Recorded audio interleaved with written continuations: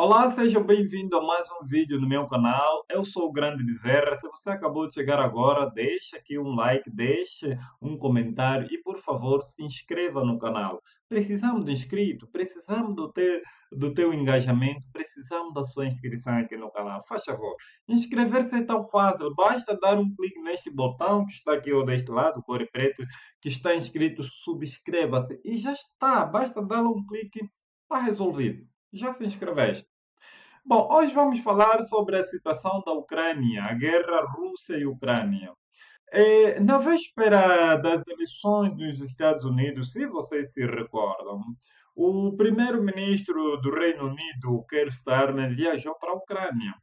Esta viagem dele na véspera da tomada de posse de Trump foi sobretudo para fazer um contrato dos minerais raros, não é, das terras raras, para poder então continuar com a ajuda militar. E de facto aconteceu. Keir Starmer fez um contrato de exploração de 100 anos dessa exploração dos recursos naturais da Ucrânia em favor do apoio militar que o Reino Unido tem fornecido então à Ucrânia. Daí o Zelensky agradeceu, o Zelensky saiu de lá muito alegre.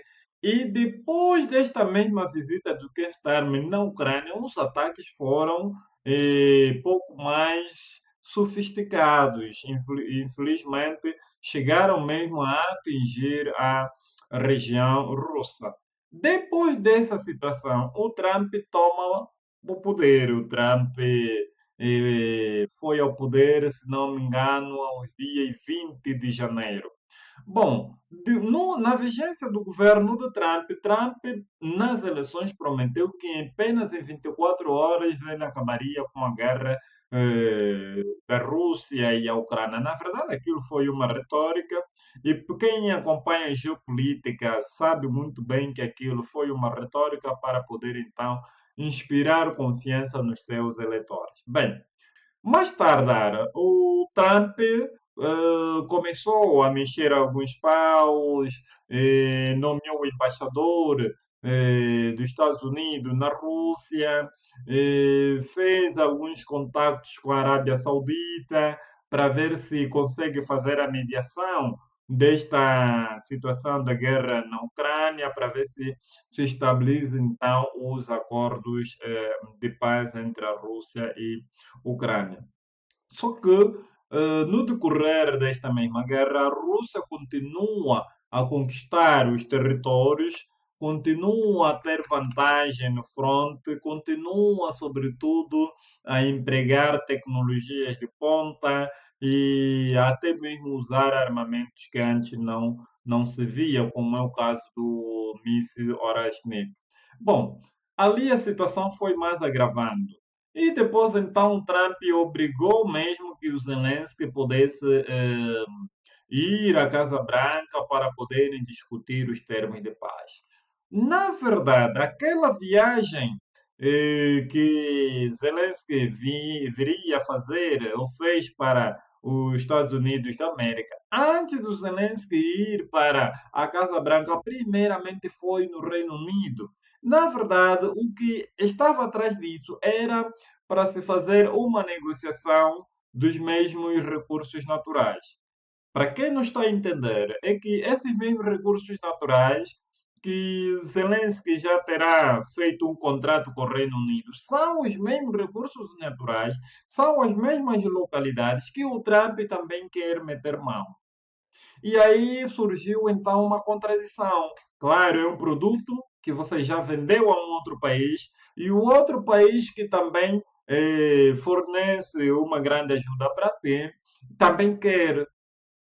Agora, o Zelensky estava aí entre a espada e a parede, ou com o Starmer ou com o Trump. Foi dali que a primeira viagem, antes mesmo de chegar para a Casa Branca, ele primeiramente foi no Reino Unido ter com Starmer.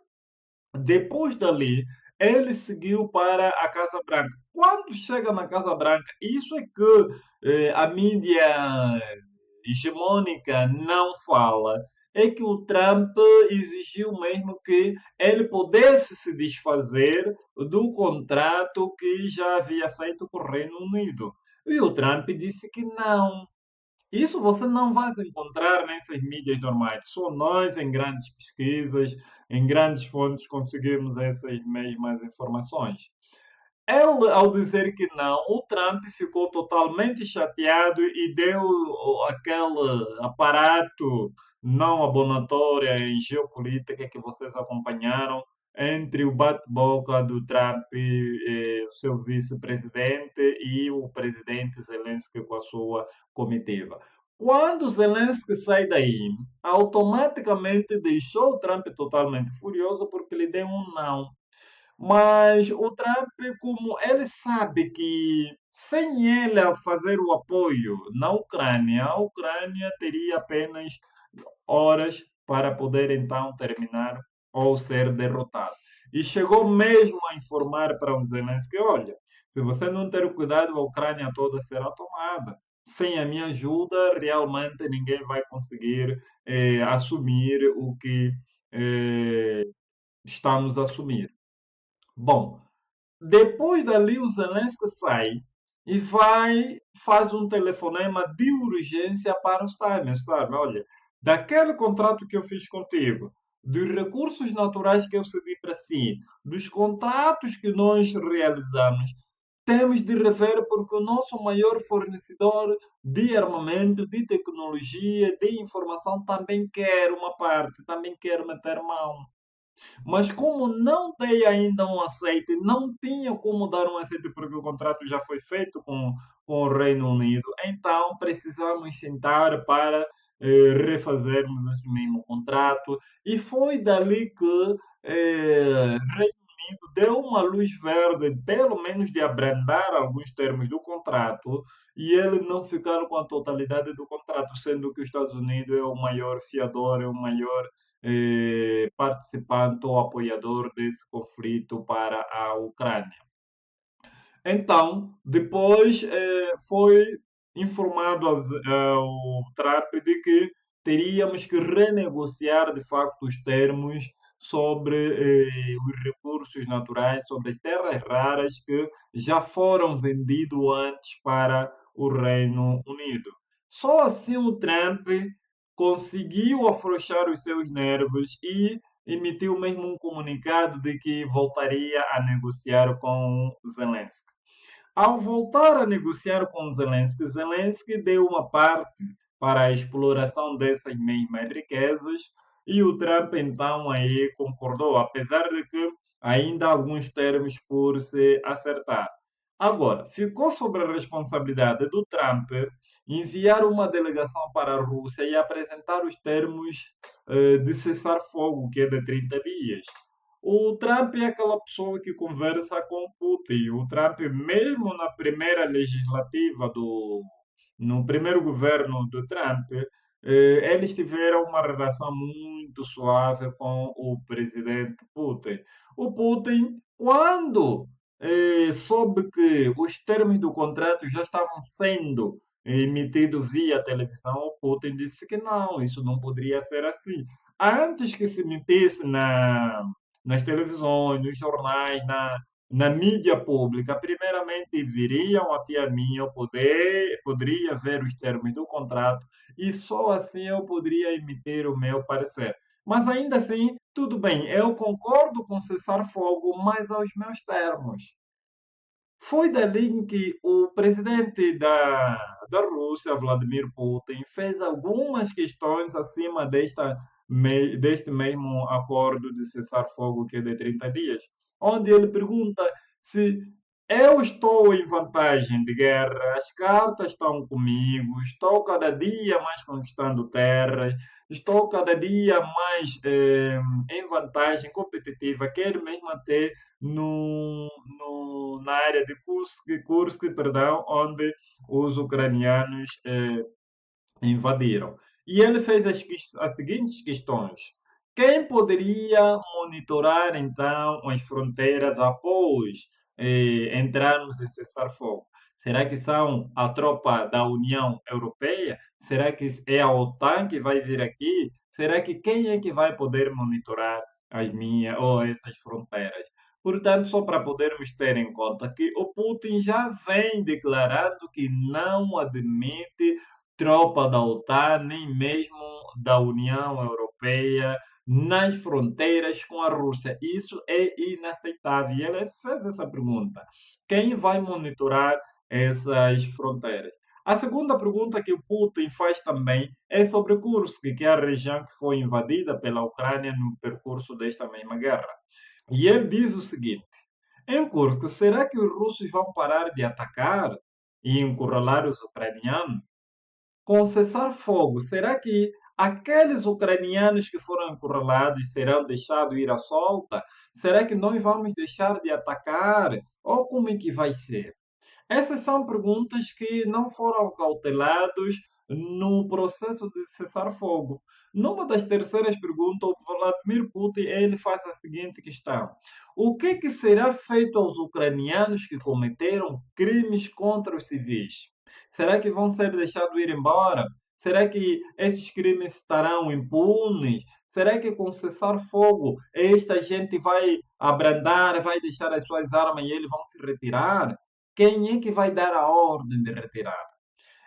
Uma quarta pergunta que o Vladimir Putin fez é sobre os 30 dias. Será que com esses 30 dias, o que será feito na Ucrânia? Será que será armado novamente? Vai entrar ajuda militar? Vai continuar a exercer as suas atividades normalmente? Então, são situações que o Vladimir Putin fez ao governo Trump, fez, sobretudo, àqueles que são mediadores neste mesmo processo de paz.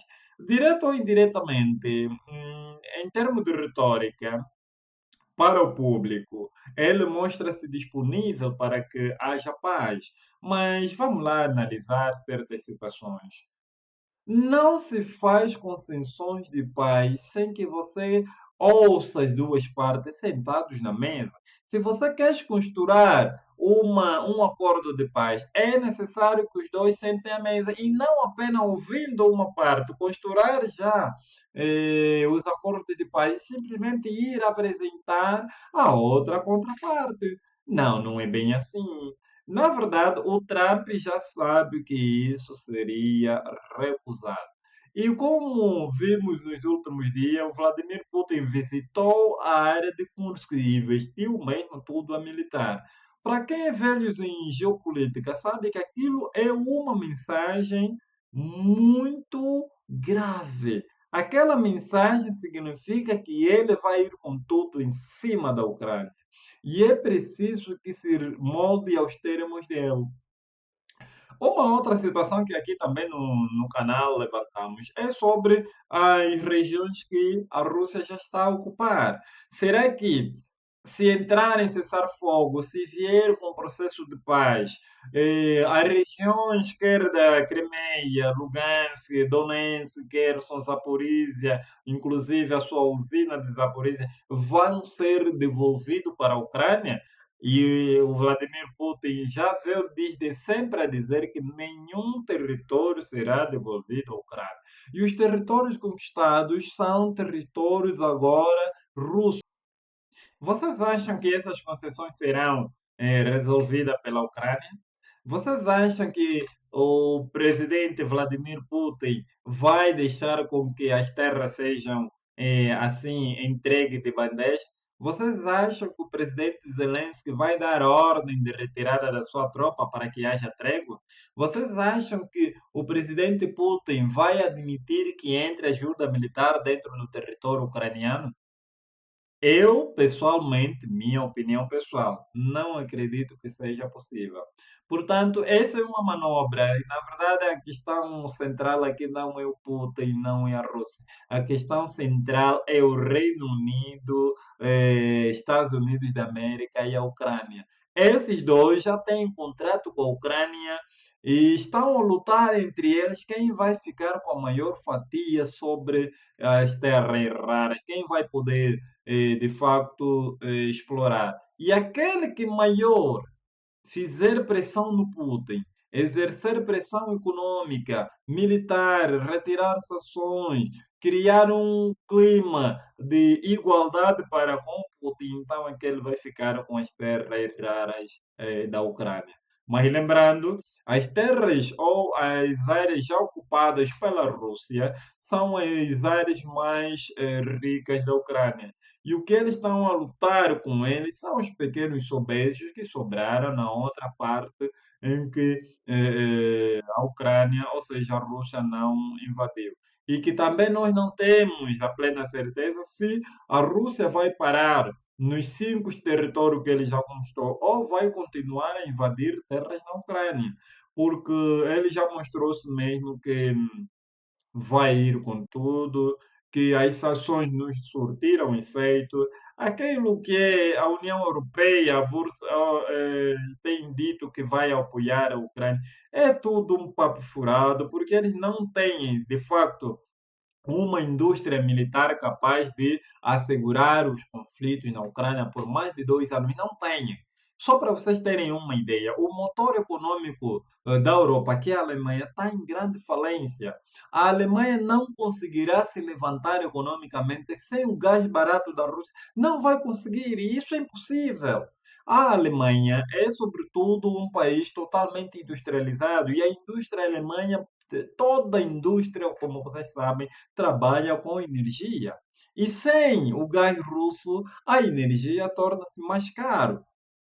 Então, é impossível eles alavancarem. Ou vão retirar os impostos dos cidadãos, vão deixar de assumir a situação, alojamento, imigração, transporte, saúde de todos os cidadãos, vão deixar de fazer isso simplesmente para prestarem atenção ao conflito ou então investirem no setor bélico. E é uma coisa muito impossível, muito impossível. Portanto, aquilo que a mídia hegemônica tem informado que o Putin aceitou eh, o acordo, não é verdade. O Putin não aceitou. O Putin, ele aceita a ideia de acordo. Portanto, a consumação do acordo ele não aceitou. Por isso mesmo ele levantou essas mesmas questões. Mas como a Europa não ouve, a Europa é aquela que entende que com ou sem vontade vai ter que vencer a Rússia. Então, boa sorte. Estão em bom caminho. Bom, o nosso vídeo foi este. Muito obrigado por acompanhar até ao final. Estamos juntos e até o próximo vídeo.